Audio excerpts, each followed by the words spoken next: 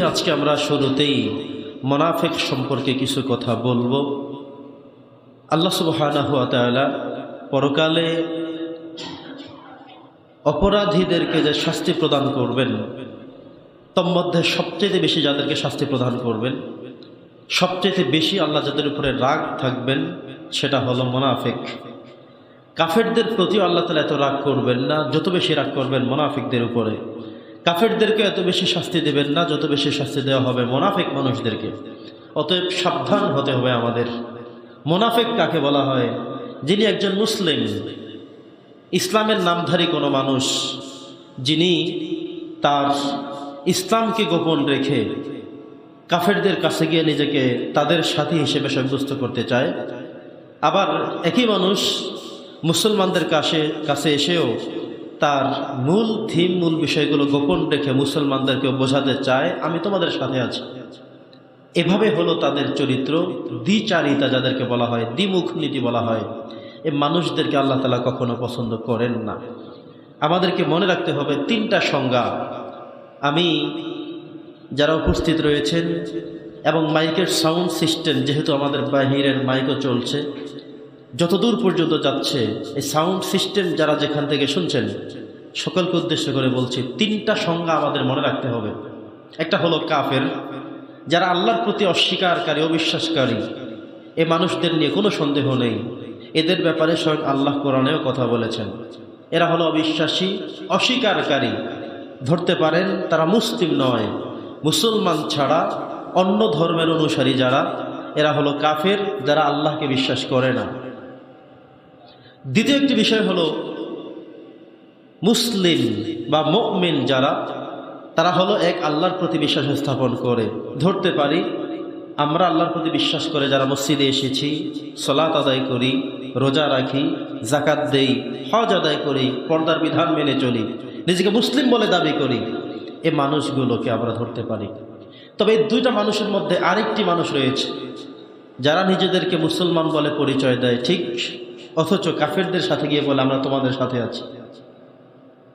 এটা হলো মধ্যস্থতার একজন মানুষ, যিনি নামাজ পড়েন, যিনি রোজাও রাখেন, যিনি হজও করেন, যিনি ওমরাও করেন, যিনি পর্দার বিধানও মানেন, যিনি মুসলমানদের কাছে এসে বলেন আমি তোমাদের সাথে আছি, আমরা তোমাদের সাথে আছি।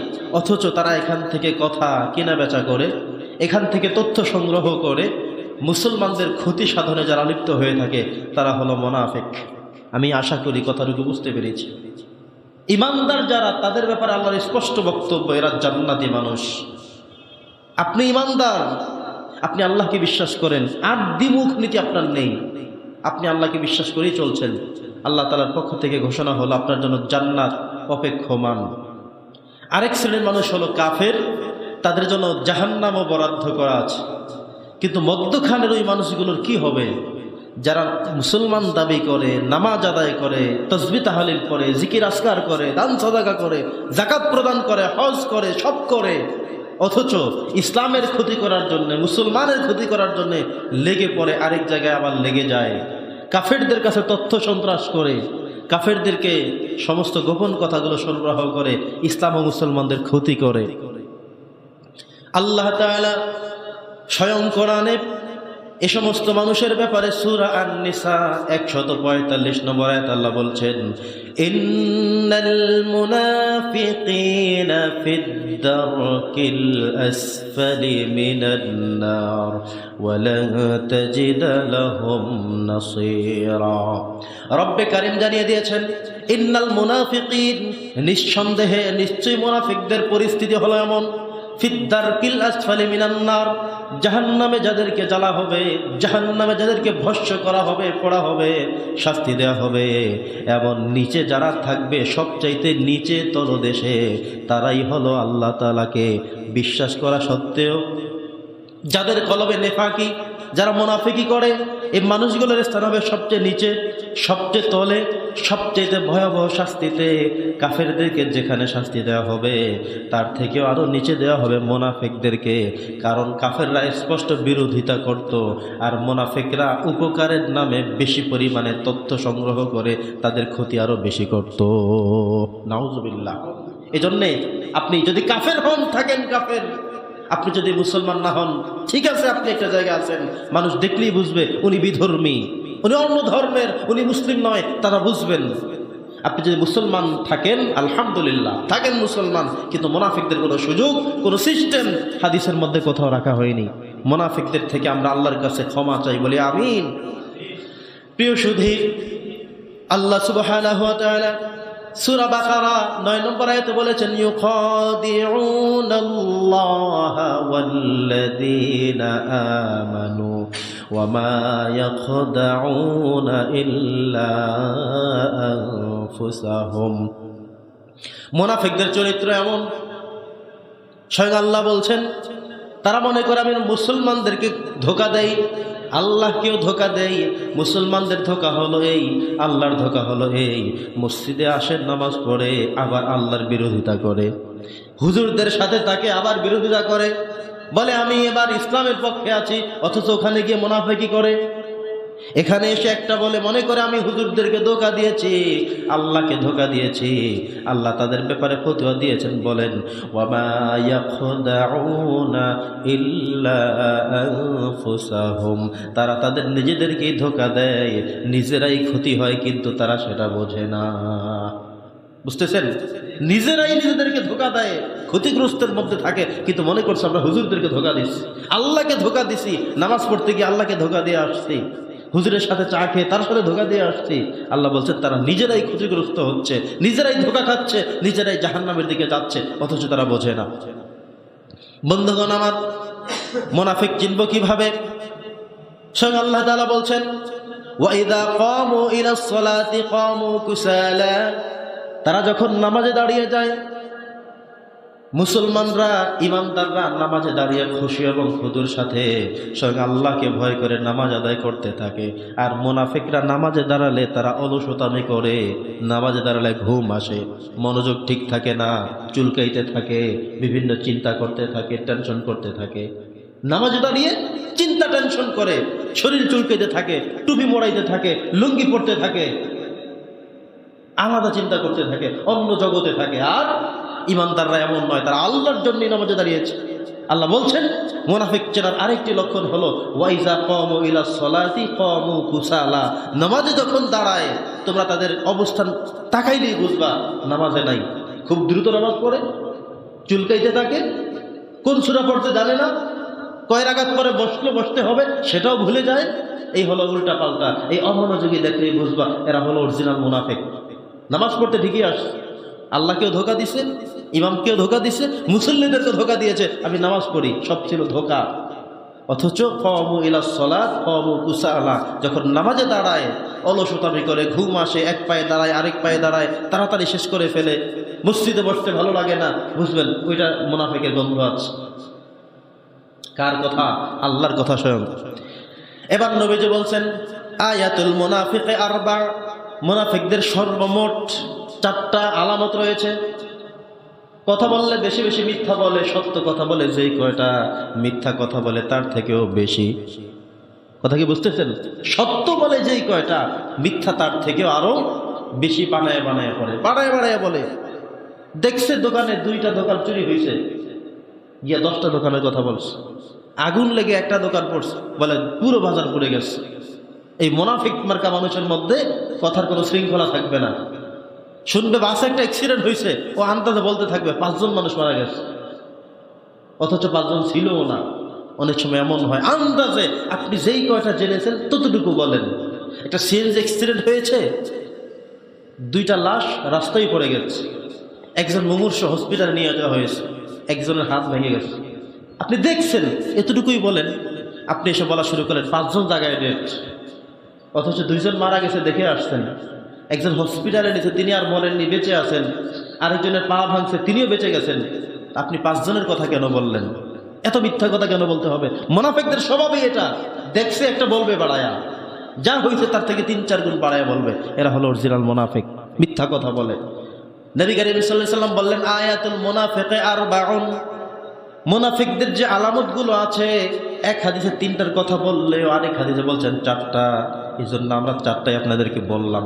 1 নম্বর হলো মিথ্যা বলবে বেশি, দেখছে একটা বলবে আরেকটা, হইছে আরেকটা বলবে আরেকটা, একজনে একটু কথা শুনছে সেটার সাথে বাড়ায়া আরো বাড়ায়া বলে, কে বললো আমাকে, সেটা জাস্টিফাই করলো না, যাচাই বাছাই করলো না, কোনো কিছু না করে আগ বাড়িয়ে আরো বাড়ায় বাড়ায় বলতে থাকে। এটা হলো মুনাফিকের চরিত্র, মুনাফিকের আলামত। নবীজি বলছেন মুনাফিকদের প্রথম কাম হলো সে বেশি বেশি মিথ্যা বলবে। 2 নম্বরে আমানতের খেয়ানত করবে। 3 নম্বরে ওয়াদা করবে আর ভঙ্গ করবে। 4 নম্বর হলো যখন কারো সাথে ঝগড়া বাঁধবে অশ্লীল কথা বলবে, গালিগালাজ করবে। এই 4টা হলো মুনাফিকের আলামত। কয়টা? 4টা। আবারও বলছি, এই স্বভাবগুলো যার মধ্যে আছে পাল্টাইতে হবে, নাহলে মুনাফিক হতে হবে, জাহান্নামে যেতে হবে। আল্লাহ নিজেই বলছেন ইন্নাল মুনাফিকিনা, নিশ্চয়ই মুনাফিকরা ফিদ্দারকিল আসফালি মিনান নার, জাহান্নামের সর্বশেষ তলদেশে তারা চলে যাবে। কাফেরদেরকে যেখানে শাস্তি দেওয়া হবে জাহান্নামে, মুনাফিকরা তাদেরও তলে থাকবে, একদম তলে থাকবে। তাদেরকে ফিদ্দারকিল আসফাল শব্দ ব্যবহার করেছেন ইসমে তাবদীল থেকে, সবচেয়ে নিচে থাকবে তারা। ওয়ালান তাজিদা লাহুম নাসীরা, তাদের সাহায্যকারী আর কেউ থাকবে না। মুনাফিক হওয়া যাবে না। তো 4টা বৈশিষ্ট্য। মিথ্যা কথা বলে বেশি। মাঝে মধ্যে যদি আপনার আমার মুখ থেকে কখনো মিথ্যা বেরিয়ে যায়, মিথ্যা চলেই আসে, সাথে সাথে ইস্তেগফার করবো, আস্তাগফিরুল্লাহ করবো, আর বলবো না মিথ্যা। তো মিথ্যা কেন বলতে হবে আপনাকে আমাকে? মিথ্যা কেন বলতে হবে? যদি এমন হয়, এমন বিপদ চলেই আসে যে আপনি দেখেছেন এটা করছে, কিন্তু যদি আপনি বলতে যান তাহলে বিশাল বিপদ হতে পারে। আপনি কৌশল করেন, এগিয়ে যান যে আমি ভালোভাবে খেয়াল করি নাই, আমি তখন অন্যমনস্ক ছিলাম, এটা কৌশল করেন। কিন্তু আপনি মিথ্যা সাক্ষ্য দিচ্ছেন, না এটা হয়ই নাই, করেই নাই, অথচ দেখছেন হইছে, আপনার চোখ সেদিকে তাকানো ছিল, তো কেন আপনি মিথ্যার আশ্রয় নিলেন? জেনে শুনে দেখে বুঝে এমন করে আপনি কেন পাল্টায় গেলেন? যদি বলেন ভালো করে খেয়াল করি নাই, অন্যদিকে খেয়াল ছিল, নজর দিতে পারি নাই, কি হয়েছে দেখে সারি নাই, কে কি করলো আমি বুঝে উঠি নাই, তাহলে কিছুটা ঘোরামিল থাকলো। বাঁচতে হলে এতটুকু করেন। কিন্তু আপনি সরাসরি মিথ্যার আশ্রয় নিলেন, আপনি বাঁচবেন না, কিন্তু জাহান্নাম থেকে আপনি মুক্তি পাবেন না। দ্বিতীয়টা হলো, কারো সাথে ওয়াদা যদি করেন পালন করতে হবে। একজন ইমানদারের কাজ হলো যখন আপনি পালন করতে পারবেন সেই তারিখটা দেন, সেই ডেট আপনি তাকে দেন। কিন্তু আপনি তারিখ দিলেন একরকম, কাজ করলেন আরেক রকম। কথা কি বুঝতেছেন? ডেট যেই তারিখে টাকা দিতে পারবেন সেই তারিখটাই বলেন যে ভাই আমি তোমাকে ডেট উল্টাপাল্টা দিয়ে লাভ নাই, আমি অমুক তারিখ ছাড়া পারবো না, বিল পাওয়া ছাড়া পারবো না, রাত ছাড়া দিতে পারবো না, এটা হওয়ার আগ পর্যন্ত আমি পারতেছি না। এভাবেই করেন। কিন্তু সকালে বিকালে সকালে বিকালে কালকে পরশু এভাবে বলে বলে মুনাফিকের কাতারে আপনার নাম লেখানোর কোনো দরকার আছে? নাই। প্রিয় সুধী, আমানত যদি কেউ রাখে খেয়ানত করবেন না। আর চতুর্থ সর্বশেষ হলো, নবী করিম সাল্লাল্লাহু আলাইহি ওয়াসাল্লাম বললেন মুনাফিক মার্কা মানুষ হলো এমন, যদি কারোর সাথে ঝগড়া বাঁধে শুধু অশ্লীল গালি গালাজ করে, মায়েরে বাবারে গালি দিতে থাকে, এটা হলো মুনাফিকদের স্বভাব। বুঝতেছেন? 4টা জিনিস থেকে আমাদের বিরত থাকতে হবে। এবার আসুন, মুনাফিক মানুষকে আল্লাহর রাসূল কত ভয়ঙ্কর করে তুলে ধরেছেন, সাহাবায়ে কেরাম কত ভয় পাইতেন। দেখেন ওমর রাদিয়াল্লাহু তাআলা আনহু, তিনি মুনাফিক মানুষদেরকে কত বেশি ভয় পাইতেন। নবী করিম সাল্লাল্লাহু আলাইহি সাল্লাম ইন্তেকাল যখন করবেন, তিনি একজন সাহাবীর কাছে মুনাফিকের একটা তালিকা দিয়ে গেছেন, যার নাম ছিল হযরত হুযায়ফা ইবনুল ইয়ামান। হযরত হুযায়ফা যার নাম, তার বাড়ি হলো ইয়ামেনে। এই একজন মানুষের কাছে নবীজি তালিকা দিয়ে গেছেন যে এই মানুষগুলো মুনাফিক, সাবধান, এদের থেকে সাবধান থেকো, এদের জানাজায় যাওয়া যাবে না। মুনাফিক মানুষ যারা, তাদের জানাজা থেকেও দূরে থাকতে বলছেন। কতটা ভয়ঙ্কর বুঝতে পেরেছেন? মাঝে মধ্যে এমন হতো, নবী করিম সাল্লাল্লাহু আলাইহি ওয়াসাল্লাম জানতেন এই লোকটা মুনাফিক ছিল, নবীজি সেই জানাজাকে অ্যাভয়েড করতেন, যেতেন না, বিরত থাকতেন, অন্য দুহাত দেখাতেন। এটা ছিল রীতি, এটা ছিল কালচার। কারণ মুনাফিক মানুষের ব্যাপারে এত ভয়ঙ্কর কথা আল্লাহ বলেছেন, তাদের জন্য নবীজি আবার দোয়া করতে যাবেন, এটা কখনো হতে পারে না। বুঝতেছেন? এত ভয়ঙ্কর মানুষ, সেই মানুষের জন্য নবীজি আবার গিয়ে দোয়া করবে, এটা আল্লাহ রিসিভ করতে পারবেন না। এত কঠিন মারাত্মকতম অবস্থান। তো নবী করিম সাল্লাল্লাহু আলাইহি ওয়াসাল্লাম ইন্তেকাল যখন করবেন, হযরত হুযায়ফা, যার বাড়ি ছিল ইয়ামেন শহরে, নবীজির পাশে থাকতেন সাহাবী, নবীজি ওনার কাছে লিস্ট দিয়ে গেলেন, বললেন তুমি ছাড়া দ্বিতীয় কারো কাছে এই তালিকা আমি দেই নাই, সাবধান, এই কয়জন মুনাফিক মানুষের থেকে তোমরা সাবধানে থাকবে। এদের জানাজার নামাজে উপস্থিত হবে না, এদের জানাজা যাওয়া যাবে না। আপনি আপনার সমাজে যদি দেখেন যে কোনো মানুষের মধ্যে সব আছে, মিথ্যা বলে, ওয়াদা ভঙ্গ করে, আমানতের খেয়ানত করে, গালিগালাজ করে, নিঃসন্দেহে এরা মুনাফিক। মুনাফিকান খালিসান বলা হয়েছে। এবার হযরতে ওমর রাদিয়াল্লাহু তাআলা আনহু কত বেশি ভয় পাইতেন। নবীজি ইন্তেকাল করার পরে তিনি জানতেন যে হুযায়ফা রাদিয়াল্লাহু তাআলা আনহুর কাছে এই লিস্ট তালিকা দেয়া হয়েছে। ওমর রাদিয়াল্লাহু একদিন তার বাড়িতে চলে গেলেন, বললেন, হুযায়ফা, তোমার সাথে আমার কথা আছে। বললেন, কি কথা? যে একান্ত গোপন কথা, তোমার বাড়িতে যেতে হবে। তিনি বাড়িতে চলে গেলেন, সৌজন্যতা রক্ষা করলেন, বললেন, একটা জিনিস আমাকে একটু দেখানো যাবে কিনা? তোমাকে নবীজি যেই তালিকাটা দিয়েছে সেই তালিকার মধ্যে কার কার নাম আছে আমি একটু জানতে চাই। তিনি বললেন, না, বলা যাবে না, নবীজি আমার কাছে আমানত রেখে গেছেন, আমি বলতে পারবো না। কয়, তাহলে একটা জিনিস অন্তত বলো, আমি ওমরের নাম মুনাফিকদের ওই কাতারের মধ্যে আছে কিনা অন্তত এটা দেখে বলো। সুবহানাল্লাহ, মুনাফিকদের সেই তালিকার মধ্যে আমার নাম আছে কিনা শুধু এতটুকু বলো, আমি এটা একটু দেখি। তিনি তালিকা করে দেখলেন, না, আপনার নাম নাই। বলে, আলহামদুলিল্লাহ, বেঁচে গেলাম। কারণ অপরাধ তো আমাদের হয়েই যেতে পারে, দোষ তো হতেই পারে, কিন্তু নবীজি যেই তালিকা দিয়েছেন সেই তালিকা যদি আমার নাম থাকে তাহলে আমি তো শেষ হয়ে যাব, ধ্বংস হয়ে যাব, আমার কিছুই থাকবে না, কি করব আমি?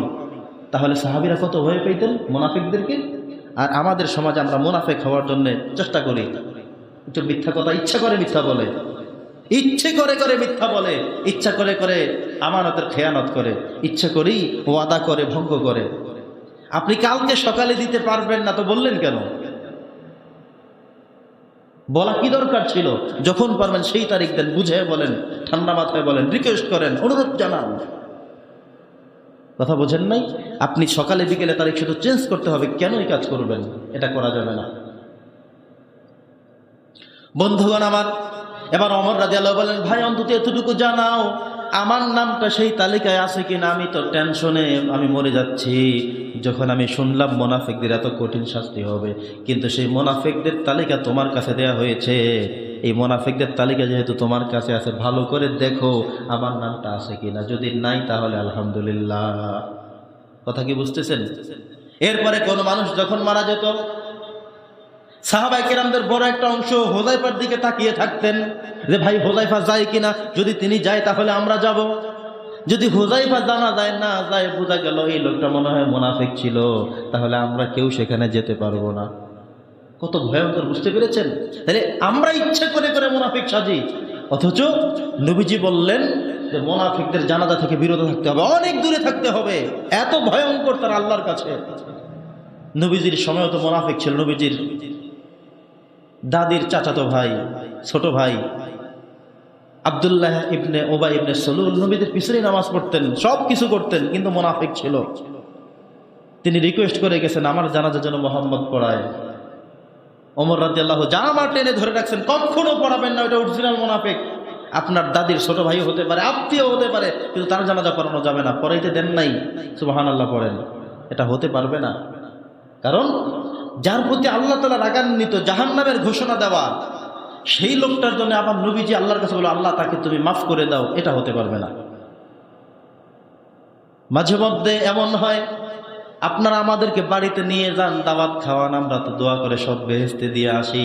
আল্লাহ তাআলা কখনো আমাদের উপরে রাগ করেন? এই যে মানুষ, হুজুর মানুষ, এই যে ইমাম সাহেব, খতিব সাহেব, তুমি জানো লোকটা ভালো না, সুদে ঘুষে চলে, নামাজ কালাম পড়ে না, এই বেনামাজি মানুষকে, এই মুনাফিক মার্কা মানুষকে এমন ভাবে দোয়া করে সব বেহেশতে ঢুকে দিয়ে আসলা, তুমি কেমন তোর আলেম? এই জন্য আমরা যে কোনো জায়গায় যাইতে হলেও চিন্তা করতে হয়, দোয়া করতে হলেও হিসেব করতে হয়। উল্টাপাল্টা দোয়া করলে আল্লাহ রাগ করেন। কথা কি বুঝতে পেরেছেন? উল্টাপাল্টা দোয়া করে রাগ করেন আল্লাহ তাআলা, যে তুমি কেমন আলেম, তোমার আর কথা আমি শুনবো না, তোমার কথা বন্ধ, বাদ, যত দোয়া করবে আর হবে না। এই জন্যে খাইতে হবে হিসেব করে, দোয়া করতে হবে হিসেব করে। আপনি বললেন আর আমি সরাসরি বললাম আমার জান্নাত দিয়ে দাও, জান্নাত তো নানার বাড়ির মামার বাড়ির আবদার না যে বললেই হয়ে যাবে। কখনো কখনো আল্লাহ রাগ করেন। যেভাবে সাহাবায়ে আজমাইনদের জীবনী খুললে বুঝবেন, দেখবেন মুনাফিককে তারা এত বেশি হিসেব করত। কোন মানুষ ইন্তেকাল করার পরে, নবীজি ইন্তেকালের পরে সবাই তাকিয়ে থাকতো হুযায়ফা যায় কিনা। অথবা আগে আসতো যে ভাই হুযায়ফা অমুক লোক তো মারা গেছে, জানাজা কি যাবেন? উনি লিস্ট দেখে বলতেন হ্যাঁ যাব, তো সবাই যেত। উনি লিস্টের মধ্যে যদি কারো নাম পেতেন নাই জানাজা যাওয়া যাবে না, কেউ যেতেন না। সুবহানাল্লাহ করেন। নাই লিস্ট কাউকে দেয়া হবে না।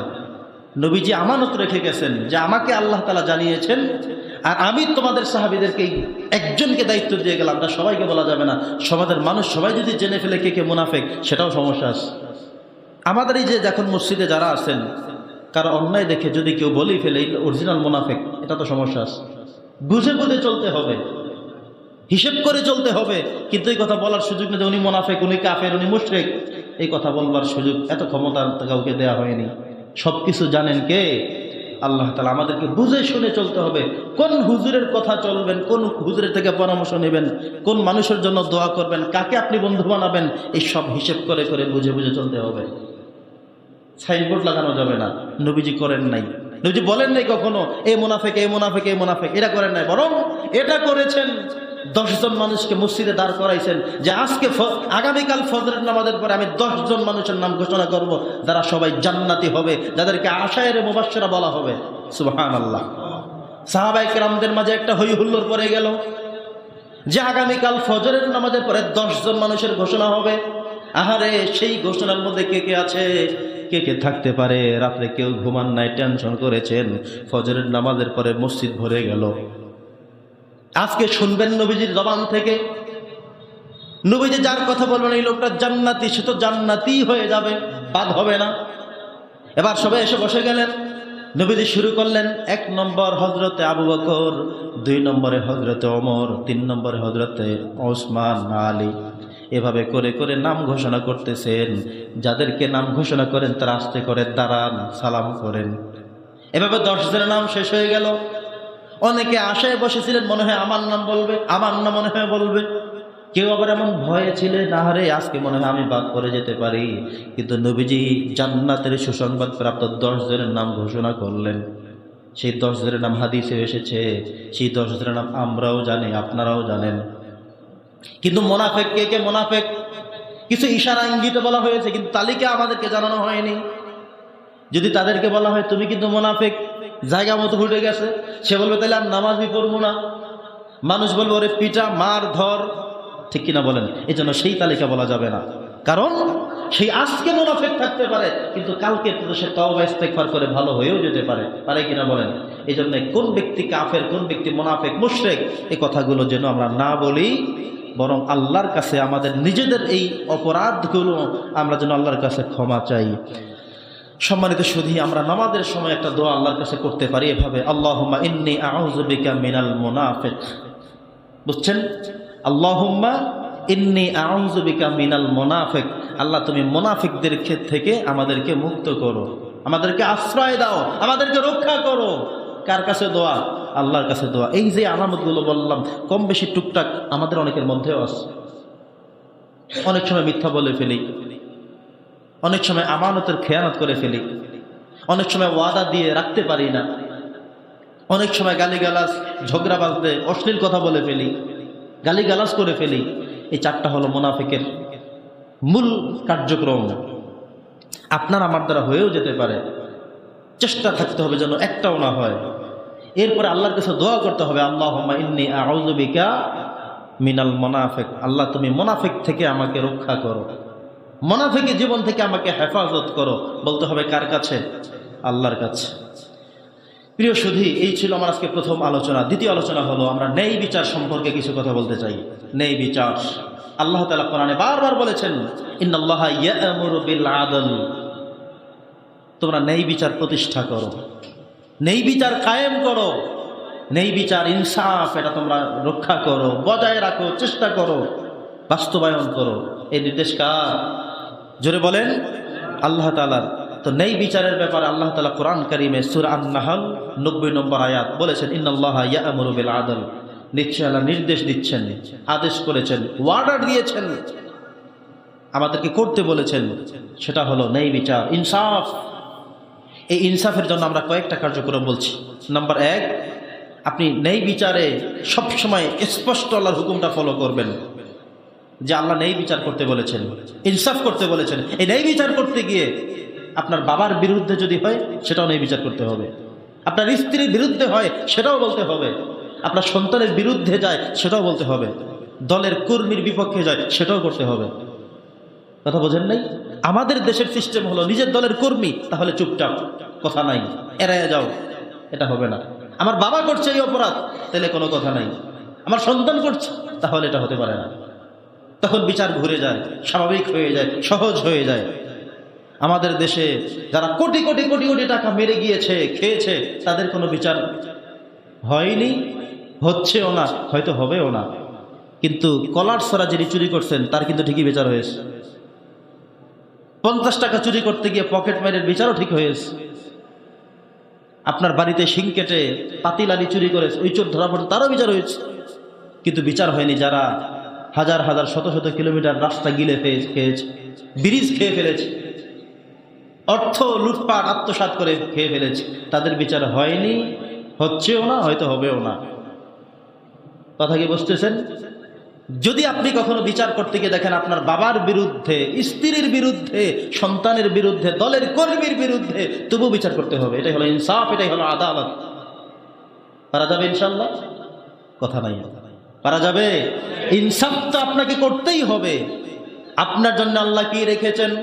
আল্লাহ বলছেন সাবআতুন ইউযিল্লুহুমুল্লাহু ফি যিল্লিহি ইয়াওমা লা যিল্লা ইল্লা যিল্লুহু। কিয়ামতের দিনে কঠিন মুসিবতে আমি 7 শ্রেণীর মানুষ ছাড়া বাকি সবাইকে আমি জাহান্নামে ডুবাবো, শাস্তি দেব। সূর্য থাকবে মাথার উপরে, ওই গরমে কেউ টিকতে পারবে না, থাকতে পারবে না, ঘাম বের হবে, সমুদ্র হয়ে যাবে, সাঁতরাতে থাকতে হবে। কিন্তু 7 শ্রেণীর মানুষকে আমার আরশের তলে একটা স্পেশাল ছায়া, সেখানে তাদেরকে জমা করে রাখবো। 1 নম্বর যাদের কথা বলেছেন সেটা বলেছেন যে ইনসাফ এবং আদালতের কথা। আপনি এমপিও হতে পারবেন না, সেই জায়গায় যেতে হয়তো পারবেন না, আপনি চেয়ারম্যানও না, সব বাদ। আপনি আপনারটা নিয়ে হিসেব করেন। আপনি শুধু চেয়ারম্যানের চিন্তা করেন, উনি তো ঠিকমতো বিচার করে না, সেটা আপনার একবার দরকার নাই, আপনি আপনারটা করেন।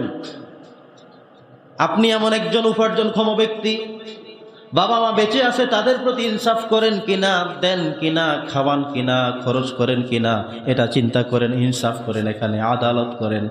আপনার 2টা ছেলে 2টা মেয়ে আছে, ছেলেদেরকে পড়ালেখা করেন, ভালো ভালো খাওয়ান, মেয়েদের খবর নাই, কয়দিন পরে বিয়ে দিবেন এই চিন্তা করলেন। একটা সন্তানকে ইঞ্জিনিয়ারিং পড়ান, অনেক টাকা ব্যয় করলেন, আর একজন সন্তানকে জিদ করে তাকে পড়ান না, খরচও দেন না। এই 2টা সন্তানের মধ্যে ইনসাফ করতে না পারার কারণে আপনি নিজেও আসামির কাঠ গড়ায় দাঁড়াতে হবে। কবে দাঁড়াবেন? আদালতে, আখেরাতে। আপনার দোকানে 2 জন কর্মচারী আছে, আপনার প্রতিষ্ঠানের 2 জন ছাত্র শিক্ষার্থী ঝগড়া বেজে গেছে, আপনি খেলার মাঠে দর্শক, কিন্তু 2 জন খেলোয়াড় ঝগড়া বেজে গেছে, আপনার সামনে 2টা মানুষ ঝগড়া করতেছে, বিবাদ লেগে গেছে। আপনি একটু সময় দেন, ইনসাফ করে বিচার করে দেন, ফয়সালা করে দেন, খুশি হবেন কে? আর আপনি এড়িয়ে যখন চলে যাবেন, আল্লাহ আপনার উপরে গোসা করবেন, রাগ করবেন। যদি ন্যায় বিচার করে দেন, আল্লাহ খুশি হয়ে যাবেন। বিচারের নামে যদি প্রহসন করেন, আল্লাহ আপনাকেও ছাড়বেন না, ক্ষমা করবেন না। 2টা সন্তান ঝগড়া বাজলো, একটা হলো আপনার নিজের সন্তান অথবা পরিচিত, আরেকটা হলো অন্য অপরিচিত। আমাদের সমাজের মানুষরা নিজেরটারে ঠিক রেখা আরেকটারে শুধু মারে, আছে কিনা এমন?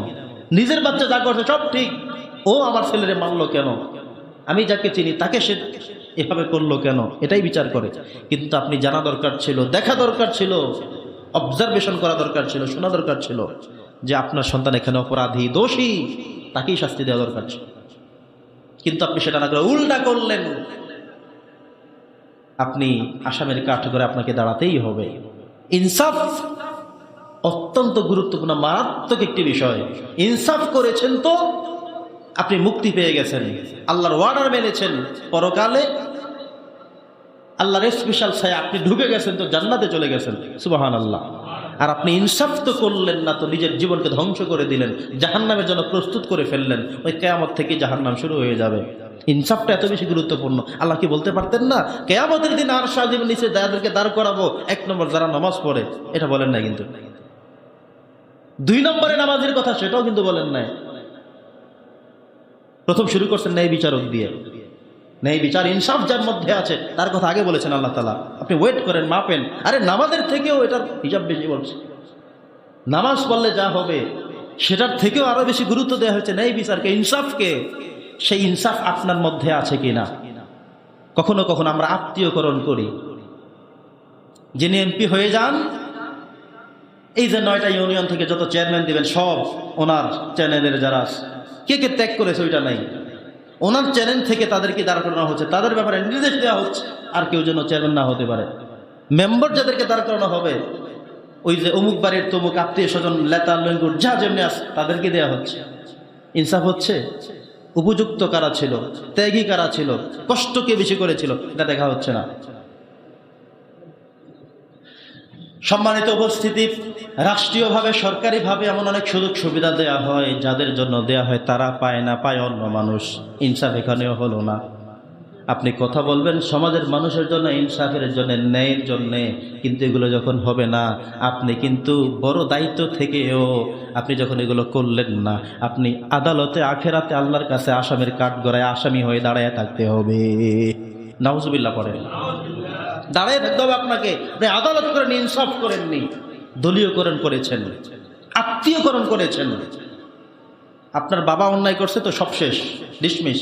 সন্তান করেছে ডিসমিস, দলের কর্মী করেছে, কোনো কথাই নেই, মামলাই নেবে না। মামলা নেওয়া যাবে না, নেচ্ছেও না। আর আরেকজন শুধুমাত্র দেখিয়ে দিবে বলছে, ওকে এবার থানায় নিয়ে মামলা দিয়ে রাত্রে এসে কুপিয়ে মেরে শেষ করে দিচ্ছে। এটাই হলো আমাদের ইনসাফের বিষয়। এমন কি আল্লাহ তাআলা এই কথাও বলেছেন যে যিনি তোমার শত্রু তার সাথেও ইনসাফ করতে হবে। ওসমান হাদি এই কথাটাও বলেছিল, মনে আছে আপনাদের? যে শত্রুর সাথে ইনসাফ করতে হবে। সেটা কেমন? শত্রু তো অনেক প্রকার। কেউ প্রকাশ্য শত্রু, কেউ আপনাকে অনেক ক্ষতি করেছে, ডিস্টার্ব করেছে, কিন্তু কেউ করেনি। আপনি সবাইকে একতলায় মাপবেন কেন? যে যতটুকুন অন্যায় করেছে তাকে ততটুকুন। যিনি আপনার শত্রু, আপনি মনে করেন সে আমার শত্রু, কিন্তু আপনার কোনো ক্ষতি করে নাই, আপনার বিরুদ্ধে বলে নাই, চুপচাপ ছিল, সে ততটুকুন পাবে। আরেকজন আপনার ক্ষতি করেছে, তাকে ততটুকুন বুঝিয়ে দেন। আরেকজনে আপনাকে না পেয়ে আরেকজনকে মেরে ফেলেছে, তাকে ততটুকুন শাস্তি দিয়ে বুঝিয়ে দিতে হবে। তো শত্রুর সাথে ইনসাফ হতে হবে। একজনকে দেখলেন চুরি করছে, একশরা কলা সে নিয়ে গেছে, এক পিস সুপারি নিয়ে গেছে, তো আপনি কি করবেন? তাকে মেরে ফেলবেন? একশরা সুপারির জন্য, একশরা কলার জন্য এটা দাম হতে পারে 300 টাকা, 400 টাকা, 500 টাকা, এই তো। এখন এই জন্য আপনি কি করবেন? হাত কেটে ফেলবেন? কোপ দিয়ে পিঠ ফেড়ে ফেলতে হবে, এটা করবেন না। যতটুকুন অপরাধ করেছে ততটুকুন তাকে শাস্তি বুঝিয়ে দেন। আর যেন কখনো না করে সেটা তাকে শিখিয়ে দেন। তার পরিস্থিতিটা বোঝেন। তো যে আমার শত্রু হবে, যে আমার প্রতি অবিচার করবে, তার প্রতি ততটুকুন সুবিচার করবো যতটুকুন সে প্রাপ্য, কিন্তু তার থেকে বেশি যেন না হয়, তাহলে জুলুম হয়ে যাবে। জুলুম আরো কঠিন জিনিস, মনে থাকবে তো ইনশাআল্লাহ। আমাদের কাজ হলো যেটা আল্লাহ বলছেন, ওয়ালা ইয়াজরিমান্নাকুম শানাআনু কওমিন আলা আল্লা তা'দিলু, যে তোমাদের যে শত্রু থাকবে তার সাথে ইনসাফ করতে হবে, ন্যায় বিচার করতে হবে। শত্রুর যিনি, তাকে একাই কি পেয়ে তাকে ধরে একেবারে শেষ করে দিতে হবে এমনটা নয়। যতটুকুন শত্রু ততটুকুন তার সাথে কাজ করতে হবে, এর বেশি করা যাবে না, তাহলে ইনসাফ নষ্ট হবে। প্রিয় সুধী, নবী করিম সাল্লাল্লাহু আলাইহি ওয়াসাল্লাম বলেছেন, যারা বিচার করেন তাদের কিয়ামতের দিন 3টা বিষয় তাদের জন্য দাঁড় করানো হবে। 1 নম্বর হলো, যারা ন্যায় বিচার করবেন আল্লাহ তাআলা সরাসরি তাদেরকে জান্নাতের মেহমান বানায়া দেবেন। ন্যায় বিচার যারা করবেন সরাসরি জান্নাতে চলে যাবে। আর 2টা riwayat নবীজি বলছেন এভাবে, একজন হলো যিনি বিচার করতে গিয়ে জুলুম করলেন, তিনিও জাহান্নামে যাবেন। আরেকজনে বিচার করতে গিয়ে অজ্ঞতার সাথে বিচার করেছেন, তিনিও জাহান্নামে যেতে হবে। এই 2টা কেমন? একটা হলো তিনি বিচার করতে বসছেন, আগে থেকেই জানেন সে আমার দলীয় না, আমাকে ভোট দেয়নি, সে আমার আত্মীয় না, সে আমার রক্তের কেউ না, সে আমার ভাই বেরাদার কেউ না, তাহলে তাকে ঠেকাতে হবে। আরেকটা হলো এমন যে উনি ভালো মন্দ কিছু শুনতেই চাননি, কোনো কিছু জানতেই চাননি, হয়েছে কি এখানে, ওনার হিসাব একটাই, ও আমার দলের না। কথা বুঝতেছেন? সে আমার দলের না, সে আমার ভোটার না, সে আমার আত্মীয় না, সে আমার কেউ না, কিন্তু সে যে ন্যায়ের প্রতি ছিল, আর যে লোক তার পরিচিত কর্মী আত্মীয় ভাই ব্রাদার, সে যে জালেমগিরি করেছে, সেই যে তাকে মেরেছে, এটা তিনি শুনতেই চাননি, অজ্ঞতাবশত করেছেন, সেও জাহান্নামে যাবে, ইচ্ছে করে যে জুলুম করলো সেও জাহান্নামে যাবে। আর যিনি বিচার করতে গিয়ে ন্যায় বিচার করলেন, আল্লাহ বলছেন শুধু একজন ব্যক্তি, সে শুধু জান্নাতে যাবে, ন্যায় বিচার জেনেছেন এবং সেভাবে বাস্তবায়ন করেছেন। আলহামদুলিল্লাহ। তো ন্যায় বিচারটা আমরা সবসময় ছেড়ে দিই, আমার চেয়ারম্যান এরা বুঝবে, মেম্বার না, আপনার কাজের জন্য এই ন্যায় বিচারের বিষয় আছে। সম্মানিত উপস্থিতি, ন্যায় বিচারের জন্য আল্লাহর কাছে একটা দোয়া নবীজি শিখিয়েছেন, বলবো? দোয়াটা হলো এমন, আল্লাহুম্মা আরিনাল হাক্কা হাক্কান ওয়ারযুকনা ইত্তিবা। আল্লাহর কাছে, হে আল্লাহ, তুমি আমাকে যেটা সত্য, এই সত্যকে সত্য রূপে দেখার এবং তাকে অনুসরণ করার তৌফিক দান করো। এটা হলো 1 নম্বর দোয়া, সত্যকে সত্য হিসেবে দেখার এবং সেটাকে অনুসরণ করার তৌফিক আমাকে দাও। আর দ্বিতীয় হলো ওয়া আরিনাল বাতিলা বাতিলান ওয়ারযুকনা ইজতিনাবা। আর মিথ্যাকে মিথ্যা রূপে দেখার এবং সেটা থেকে বিরত থাকার, দূরে থাকার জন্য আল্লাহর কাছে বলতে হবে। মনে থাকবে দোয়া, যে আল্লাহ যেটা সত্য, সত্যকে সত্য জানার তৌফিক দাও এবং সত্যের অনুসরণ করার তৌফিক দাও। এটা হলো 1 নম্বর দোয়া। দ্বিতীয় দোয়া হলো, আল্লাহ যেটা মিথ্যা, অবান্তর, সেটাকে মিথ্যা হিসেবেই জানার এবং মিথ্যা থেকে যেন দূরে থাকতে পারি, সেই তৌফিক আমাকে দান করো। এই দোয়া নবীজি করতেন, আমাদেরকে শেখানো হয়েছে। সম্মানিত সুধী, আসুন এবার আমরা মূল কথায় চলে যাই। আজকে জুমাবার, এই দিবাগত রাত, এটা হলো লাইলাতুল মেরাজের রাত। জানেন আপনারা, আজকে এই রাত হলো মেরাজের রাত। আমাদের প্রত্যেকেরই জানা থাকা উচিত যে এখন রজব মাস চলছে। গত জুমাতেও আমরা দোয়া করেছি, নামাজেও দোয়া করা হয়, মুনাজাতের মধ্যে দোয়া, আল্লাহুম্মা বারিক লানা ফি রজব ওয়া শাবান ওয়া বাল্লিগনা রমাদান। এই দোয়া আপনারা করেন? আমি গত জুমায়ও তো করেছি, খুতবায়ও বলেছি, আজকে আবারও বললাম। মাঝে মধ্যে আপনাদের দোয়া কিন্তু হচ্ছে এভাবেই, আল্লাহুম্মা বারিক লানা ফি রজব ওয়া শাবান ওয়া বাল্লিগনা রমাদান। এই দোয়া নবীজি করতেন, আমরাও করব। দোয়ার অর্থ কি? আল্লাহ, রজব এবং শাবান মাস তুমি আমাদেরকে বরকতের মধ্যে রাখো, বারিক লানা, আমাদেরকে বরকত দিয়ে পূর্ণ করো, ফি রজব ওয়া শাবান, রজব এবং শাবান মাসে, আর ওয়া বাল্লিগনা রমাদান, আর রমজান পর্যন্ত আমাদেরকে পৌঁছাও। রমজান আমাদেরকে দাও, রমজান পর্যন্ত হায়াত দিয়ে দাও, রমজান পর্যন্ত শক্তি দিয়ে দাও, কারণ রমজানটা অত্যন্ত বরকতপূর্ণ, রহমতপূর্ণ, ফজিলতপূর্ণ, সেটা আমাদের দরকার। রমজান যেন পাই, চান সবাই? রমজান আসলে তো সেই রোজা রাখতে হবে, তারাবি পড়তে হবে, খুশি না বেজার আপনারা? তাহলে এই লাইলাতুল মেরাজ রমজান একটি বার্তা দিয়ে যায়। এ সময় 3টা রোজা আছে, অনেকে চেষ্টা করেন, রাখেন। তো এই যে আজকের যে দিবাগত রাত, আজকে যে রজনী, এটা হলো মেরাজের রাত। এটাকে বলা হয় 26তম দিবাগত রাত। এই মেরাজ যাওয়ার 18 দিন পরে হবে শবে বরাত। শবে বরাতের 15 দিন পরে চলে আসবে রমাদান। তাহলে রমজানের বাকি আর মাত্র 1 মাস 3 দিন। যেহেতু 18 দিন পরে শবে বরাত, শবে বরাতের 15 দিন পরে রমজান, তাহলে 1 মাস 3-4 দিন বা 2 দিন, এমন একটি সময় রমজান পর্যন্ত বাকি আছে। এখন থেকে আমরা যেন আল্লাহর কাছে মন থেকে দোয়া করি। আর আজকে যে লাইলাতুল মেরাজ, আমরা বিভিন্ন সময় আমরা লাইলাতুল মেরাজের এই রজনীতে আমরা আসতাম, কথা বলতাম, জিকির, আজকার, তাসবিহ, তাহলিল এগুলো অব্যাহত থাকতো। এবছরে কমিটির সিদ্ধান্ত নিয়েছেন এমন বড় আয়োজন ওনারা করতে পারছেন না। তো আপনাদের প্রতি এতটুকু দাবি থাকবে, কথা থাকবে, আপনারা এই লাইলাতুল মেরাজে, এই গুরুত্বপূর্ণ রাতে এশারের নামাজ শেষ করে আপনারা কিছু নফল নামাজ, তাসবিহ, তাহলিল, জিকির, আজকার, তেলাওয়াত এগুলো করবেন। বিষয়টা এমন না যে মসজিদ থেকে একটা আয়োজন করতে হবে, একটা তবারকের ব্যবস্থা করতে হবে, কিছু একটা খাওয়া দাওয়া থাকতে হবে, তখনই কেবল আমরা আসবো, তখনই কেবল নামাজ পড়বো, তখনই কেবল জিকির করবো, এরপরে আমরা খাবো। বিষয়টা কি খাওয়ার সাথে সম্পৃক্ত? তো এই বছর আমরা আয়োজন করলাম না, কমিটি করলো না, আপনারা কি আসবেন না? নামাজ, তাসবিহ, তাহলিল কি করা লাগবে না? খাওয়ান নাই বিদায় কি সব বন্ধ হয়ে যাবে? না, আমরা আশা করব যে আমরা খাবারের জন্য কখনো ইবাদত করি না, খাবারের জন্য কখনো আমরা আয়োজন করি না। মনে থাকবে ইনশাআল্লাহ। আমরা আমাদের জায়গা থেকে যার বাড়ি যেখানে, যে যে মসজিদের মুসল্লি যে যেখানে সুযোগ পাবেন, এশারের নামাজ শেষ করে অবশ্যই আরও কিছু অতিরিক্ত নফল নামাজ আদায় করবেন। সুযোগ থাকলে তেলাওয়াত করবেন, তাসবিহ, তাহলিল করবেন, সুযোগ হলে আগামীকাল রোজা রাখবেন। লাইলাতুল মেরাজ, এই রাতের গুরুত্ব আল্লাহর কাছে অনেক বেশি, কারণ এই রাত্রিতেই নবীজি মেরাজে গিয়েছিলেন। এই রাত্রিটাই ছিল 27 বছর লং, দীর্ঘায়িত। সুবহানাল্লাহ পড়েন। আপনারা মেরাজের অনেক ইতিহাস জেনেছেন, আমার থেকেও জেনেছেন, অন্যভাবেও জেনেছেন। এই যে আজকের দিবাগত রাত, লাইলাতুল মেরাজ রাত, এই রাতের ব্যাপারে আল্লাহ তাআলা স্বয়ং আয়াত নাজিল করেছেন। 15 পারা শুরু বিসমিল্লাহ দিয়ে, সুবহানাল্লাযী আসরা বিআবদিহি লাইলাম মিনাল মাসজিদিল হারাম ইলাল মাসজিদিল আকসা। আল্লাহ বলছেন, আমি আমার এই পবিত্র বান্দাকে, আমি আমার রাসূলকে, আমার নবীকে, আমার হাবিবকে আমি মসজিদে হারাম থেকে মসজিদে আকসা, যেটা ফিলিস্তিনে, যে মসজিদের জন্য ইসরায়েল ধ্বংস করে দিতে চায়, মুসলমানরা রক্ষা করার জন্য বারবার চেষ্টা করে যাচ্ছে, জীবন দিয়ে যাচ্ছে, রক্ত দিয়ে যাচ্ছে, সেই ফিলিস্তিনের মসজিদে আকসা, বুঝতে পেরেছেন তো? এই মসজিদের গুরুত্ব এত বেশি আল্লাহর কাছে। তা আল্লাহ নিজেই বলছেন, আমি আমার এই পবিত্র প্রিয় বান্দাকে মসজিদে হারাম থেকে উঠিয়ে ইসরা করিয়ে আমি নবীজিকে মসজিদে আকসায় নিয়ে গিয়েছিলাম। সেখান থেকে তাকে আমি রফরফের মাধ্যমে মেরাজ করিয়ে সেখানে আমি আল্লাহ তাআলা নিজের কাছে নিয়ে এসেছিলাম। সেখানে নবীজিকে আমি জান্নাত জাহান্নাম সব কিছু আমি দেখিয়েছি। তাকে দেখিয়েছি যে মানুষগুলো আমাকে না দেখে ইবাদত বন্দেগী করে যাচ্ছে, তাদের জন্য জান্নাতগুলো বরাদ্দ করা আছে, সেই গেটগুলোর পরিস্থিতি কেমন, পরিধি কেমন, কে কোন জান্নাতে আছে, কোন কারণে আছে, এগুলো আমি তাকে দেখিয়েছি। কারণ মানুষ ইন্তেকাল করলেই তো রূহগতভাবে তাকে শাস্তি শুরু হয়ে যায়, তার শান্তি শুরু হয়ে যায়। যদি তিনি পজিটিভ কাজ করে গিয়ে থাকেন, আল্লাহর হুকুম যদি পালন করে গিয়ে থাকেন, তাহলে ইন্তেকাল করার সাথে সাথেই তার রূহটাকে নিয়ে জান্নাতে প্রবেশ করানো হয়।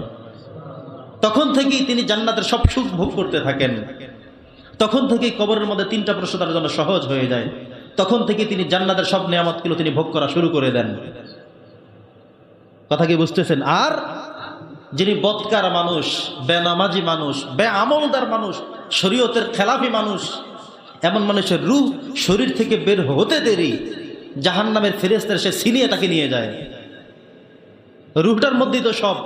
ধরেন আপনার মধ্যে রূহ আছে, আপনার হাতের একটা পিঁপড়ায়ও যদি কামড় দেয় আপনি টের পাবেন, ব্যথা পাবেন, কামড়াবে, তাড়াতাড়ি পিঁপড়াকে সরাতে হবে, নাহলে টিকতে পারবেন না। কিন্তু বিষয়টা এমন না। একটা মশা আপনাকে কামড়াচ্ছে, আপনি টের পাচ্ছেন।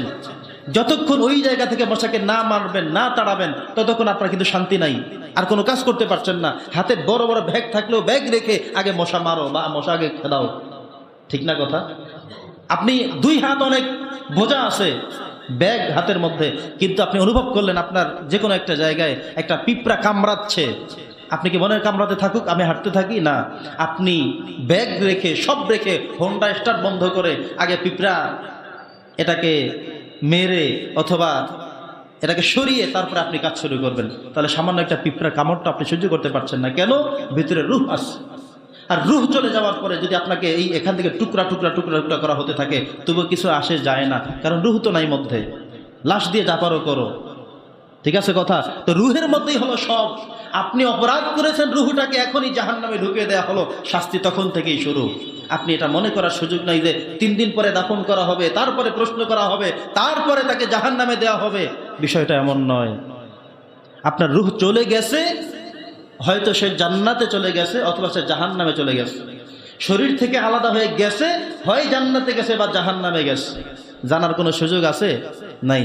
তো নবীজি মেরাজে গেলেন, ইসরায়ে গেলেন, ঊর্ধ্বগমন করলেন, আল্লাহ দেখালেন নবীজিকে, এই যে যারা চলে আসছে আমি আল্লাহর কাছে, যাদের রূহ আমার কাছে ফিরে এসেছে, এদেরকে 2টা অবস্থায় আছে, কেউ জান্নাতে কেউ জাহান্নামে। ঘুরেন দেখেন, নবীজি ঘুরে ঘুরে দেখলেন জাহান্নামে শাস্তি দেওয়া হচ্ছে তাদেরকে। বলেন এই লোকের শাস্তি কেন, ওনার শাস্তি কেন, এই ব্যক্তির শাস্তি এমন কেন? নবীজিকে ব্যাখ্যা সহকারে বলা হয়েছে, এই কারণে তাকে এই শাস্তি দেওয়া হচ্ছে। এই লোক বেনামাজি, এই লোক ঘুষ খাইতো, এই লোক সুদ খাইতো, এই লোক মিথ্যা ছাড়া কিছুই বলতে পারতো না, এই লোক মানুষকে ভালো কথা বলতো কিন্তু নিজে আমল করতো না। এভাবে করে করে করে করে হেঁটে হেঁটে জাহান্নামের সব দেখানো হয়েছে, জান্নাতের সব মানুষদেরকে দেখানো হয়েছে। সব দেখে তিনি এসেছেন। আসবার সময় একটা উপহার নিয়ে এসেছেন। উপহারের নাম কি? নামাজ। উপহারের নাম নামাজ। কয় ওয়াক্ত? প্রথমে দেয়া হয়েছিল 50 ওয়াক্ত। মুসা আলাইহিস সালাম যখন নবীজি ব্যাক করলেন, মুসা নবীর সাথে পথে দেখা, 7 আসমানে মোট 8 জন নবী থাকেন। আল্লাহ তাআলা তাদেরকে রেখেছেন সেখানে। একজন হলো একদম জেসেম সহ, শরীর সহ ঈসা আলাইহিস সালাম। 40 বছর বয়সের সময় আল্লাহ তাআলা তাকে একদম শরীর সহ পৃথিবী থেকে উঠে নিয়ে গেছেন। আর কোন নবী এমন না। সব নবী আছেন রূহগত ভাবে, কিন্তু ঈসা নবীকে পুরো 3.5 হাত বডি সহ উঠে নিয়ে 4th আসমানে রেখে দিয়েছেন। সুবহানাল্লাহ। ঈসা আলাইহিস সালামও আছেন, আরো অন্যান্য 7 জন নবী আছেন। তো মুসা আলাইহিস সালাম যখন নামাজ শুরু করলেন, মুহাম্মদ সাল্লাল্লাহু আলাইহি ওয়াসাল্লাম দাঁড়ান, কি পেলেন, কি দিল আল্লাহ তাআলা? আমরা তো কখনো আল্লাহর কাছে দাঁড়িয়ে যেতে পারি নাই, আপনি তো গেলেন, কি পাইলেন, কি দিলেন? বললেন 50 ওয়াক্ত নামাজ দেওয়া হয়েছে আমার উম্মতের জন্য, 50 ওয়াক্ত নামাজ পড়লে বেহেশত ফ্রি। বুঝতেছেন? মুসা আলাইহিস সালাম বললেন অসম্ভব, আমি তো উম্মত চালাইছি, আমি জানি, আমি বুঝি, আপনার উম্মতরা জীবনেও পারবে না, আবার যান কমায়া নিয়ে আসেন। নবীজি একবার গেলেন 5 ওয়াক্ত কমালেন, এভাবে 9 বার গেলেন, 5 নং 45 ওয়াক্ত কমালেন। মুসা আলাইহিস সালাম এরপরেও বলেন 5 ওয়াক্ত পড়বে না। আপনারা পড়েন 5 ওয়াক্ত? ফজরের সময় কয় কাতার হয় হুজুর? সত্য কথা বলেন। 1.5 কাতার 2 কাতার। তা আপনারা সবাই যদি পড়েন তো 1.5 কাতার 2 কাতার, বাকিরা কোথায় পড়েন? বাড়িতে বাড়িতে, এলাকায় এলাকায়। আচ্ছা যাক, আল্লাহ মাফ করুক। তো মুসা আলাইহিস সালাম তখনই বুঝছেন যে মুহাম্মদ সাল্লাল্লাহু আলাইহি ওয়াসাল্লাম এই 5 ওয়াক্তও পড়বে না। নবীজি বলছেন আমি আর যেতে পারবো না, আমার লজ্জা হয়। 50 ওয়াক্ত থেকে 9 বার গেছি, আল্লাহ বারবার বিদায় দেন, আবার গিয়ে বলি আসসালামু আলাইকুম, আর আমি পারবো না। আল্লাহ এবার বলে দিছে, এই যে 5 ওয়াক্ত দিলাম, আরেকবার আসলে খবর আছে, চলে যান। নবীজি বলেন আমি আর যেতে পারবো না, এই 5 ওয়াক্ত নামাজই থাকুক। আল্লাহ বলে দিয়েছেন 5.50 সওয়াব দিয়ে দিবেন। 5 ওয়াক্ত পড়লে 50 ওয়াক্তের সওয়াব হয়ে যাবে। এটা হলো মেরাজের ফসল। এখন যারা 5 ওয়াক্ত পড়েন তারা মেরাজের ফসল ভোগ করছেন, জান্নাতও ভোগ করবেন। আর যারা পড়েন না তারা নবীজির বিশাল যে ইসরা মেরাজ, এটাকে আপনারা মানছেন না। আপনার জন্য কি আছে আমি সেটা বলতে পারবো না। তবে নামাজ যারা পড়েন না তাদের ভয়াবহ কঠিনতম ভয় আছে পরকালীন জীবনে। নামাজগুলো ঠিকমতো করেন, অনেক কিছু সহজ হয়ে যাবে, ইজি হয়ে যাবে। দেখবেন একজন মানুষ ঠিকমতো নামাজ পড়ে, সমাজের সব মানুষ তাকে আলাদা একটা রেসপেক্ট করে। আর একজন ইমাম সাহেব কি আছে, তার কিছুই নাই, কিন্তু একজন অনেক চেয়ারম্যান হোক, মেম্বার হোক, এমপি সাহেব, সবাই তার পিছনে এসে সেজদা দেয়, তার পিছনে তাকবীর শোনে, তাকে ইমাম হিসেবে মানে, মসজিদে তো অন্তত মানে, তাকে মন থেকে আলাদা একটা রেসপেক্ট করে। করে না? করে। এই কারণেই করে, নামাজ তিনি পড়ান, নামাজের তিনি ইমাম। ঠিক একইভাবে যেই লোকটা 5 ওয়াক্ত নামাজ পড়ে, এই লোকের জন্য সবাই কাঁদে, আলাদা একটা ভালোবাসা থাকে, আল্লাহ তৈরি করে দেন। নামাজি মানুষ হতে পারে গরিব, হতে পারে অসহায়, কিন্তু নামাজি মানুষ, নামাজি মানুষ বলে একটা কথা। এই জন্য নামাজ ঠিক, জীবনে অনেক ঠিক। যারা নামাজ ঠিক মতো করতে পারেন না, অনেক কিছু হারাচ্ছেন। আপনি অনেক বড় রাজনীতিবিদ হতে পারেন, অনেক বড় শিক্ষক হতে পারেন, অনেক বড় ইঞ্জিনিয়ার হতে পারেন, ডাক্তার হয়ে প্রতিদিনে রুগী দেখে দেখে লক্ষ লক্ষ টাকা ইনকাম করতে পারেন, কিন্তু ফলাফল আপনি জিরো। নামাজ নাই, সব শেষ। কিয়ামতের প্রথম হিসেবটাই শুরু হবে নামাজ দিয়ে। এর আগে বললাম হাসরের মাঠের কথা, নেই বিচারকদেরকে আরশে আযমের নিচে ছায়া দেবেন, কিন্তু যখন আপনি এই বিচার কার্যক্রম শেষ, কিয়ামতের মাঠ পেরিয়ে যাবেন, শুরুই হবে নামাজ দিয়ে। আউয়ালু মা ইউহাসাবু বিহিল আবদু ইয়াউমাল কিয়ামাতি আস-সালাত। তো বলছিলাম আজকের এই রাত হলো মেরাজের রাত, যে রাতে নবীজি ইসরা করেছেন, মেরাজে গিয়েছেন। আল্লাহ তাআলা অলৌকিকভাবে এই পৃথিবীকে স্টপ করে দিয়েছেন। তিনি যত কাজ করেছেন এটাকে বিশ্লেষণ করে বের করা হয়েছে, এখানে 27টি বছর চলে গেছে। কত বছর? এখান থেকে যদি তিনি আলোর গতিতেও যেয়ে থাকেন, বিদ্যুতের গতিতেও তিনি যদি আল্লাহর কাছে যেয়ে থাকেন, সেটাকে বিদ্যুতের গতি ধরা হয়েছে। বরাক শব্দের অর্থ হলো বিদ্যুৎ, বরাক দিয়ে গেছে বলা হয়েছে না, বারকুন মানে হলো বিদ্যুৎ। তিনি যদি বিদ্যুতের শক্তিতেও যদি আল্লাহর কাছে পৌঁছে থাকেন, তাহলে কত হাজার বছর লাগবে, কত শত বছর লাগবে। এই শব্দ অবার করে তিনি গেলেন, আবার আসলেন, আবার 9 বার তিনি ব্যাক করলেন আল্লাহর কাছে নামাজ কমানোর জন্য। সিদরাতুল মুনতাহা, আরশে মালা সব পাড়ি দিয়ে তিনি গেলেন, সুবহানাল্লাহ। আবার আসলেন, আবার গেলেন, 9 বার তিনি পাড়ি দিলেন। তিনি পুরো জান্নাতের সবগুলো মানুষকে দেখলেন, জাহান্নামের সব দেখলেন ঘুরে ঘুরে। আল্লাহ তাআলা সৃষ্টি সব তিনি অবজার্ভ করলেন, অবলোকন করলেন। ওদিকে ফিলিস্তিনে গিয়ে মসজিদে আকসায় তিনি সব নবী রাসূলদেরকে নিয়ে নামাজ আদায় করেছেন। বাইতুল মামুর ফেরেশতাদের মসজিদ, সেখানেও তিনি গিয়েছিলেন, তিনি সব দেখে আসছেন। ইতিহাস তারা ক্যালকুলেট করে হিসাব করা যায় 27টি বছর চলে গেছে। তো এই যে আজকের রাতের দীর্ঘ কত? 27 বছর। তো এই দীর্ঘায়িত ছিল এই রাত, আল্লাহ পৃথিবী সব স্টপ করে দিয়ে ওনার কার্যক্রমগুলোকে অব্যাহত রেখে সব শেষ করে তিনি আবারও পৃথিবীর জমিনে ফিরে আসলেন। আল্লাহ পৃথিবীকে বললেন এরপর থেকে চলা শুরু হয়ে যাও। পৃথিবী আবারও তার আপন গতিতে চলা শুরু করলো। যদি 12টা 1 মিনিট তিনি যেয়ে থাকেন, তাহলে তার পরের সেকেন্ড থেকে আরম্ভ হয়ে গেল। এভাবে পুরো পৃথিবী স্টপ রেখেছেন কে? আল্লাহ তাআলা। আজকে সে হলো সেই মেরাজ রজনী। আমরা আশা করব যে যে মসজিদের মুসল্লি, যে যেখানের মুসল্লি, এ রাত একটি গুরুত্বপূর্ণ রজনী। এটা রমজানের পূর্বের একটি আভাস আপনাকে দিয়ে যাবে। রমজানের একটি ঘ্রাণ এই লাইলাতুল মেরাজ থেকে পাওয়া যাবে। আপনারা ইনশাল্লাহ আমল করবেন, পারা যাবে না? সুযোগ হলে আগামীকালকে রোজা রাখবেন ইনশাআল্লাহ। কালকের শনিবার দিনে রাষ্ট্রীয়ভাবে বন্ধ ঘোষণা করা আছে, সকল কার্যক্রম স্থগিত করা হয়েছে, কারণ অনেকে রোজা রাখেন না। তো সেই রোজাটা রাখার চেষ্টা করবেন ইনশাআল্লাহ। আর আজকের এই রজনীতে যতটুকুন পারেন অতিরিক্ত নামাজ, তাসবিহ, তেলাওয়াত এগুলো করবেন। আল্লাহ যেন আমাদের সকলকে আল্লাহ তাআলার প্রিয় বান্দা হবার, মুখলিস বান্দা হবার এই লাইলাতুল মেরাজের রজনীতে আল্লাহ যা পছন্দ করেন এমন কিছু আমল করার তৌফিক দান করেন। ওয়া মা আলাইনা ইল্লাল বালাগ।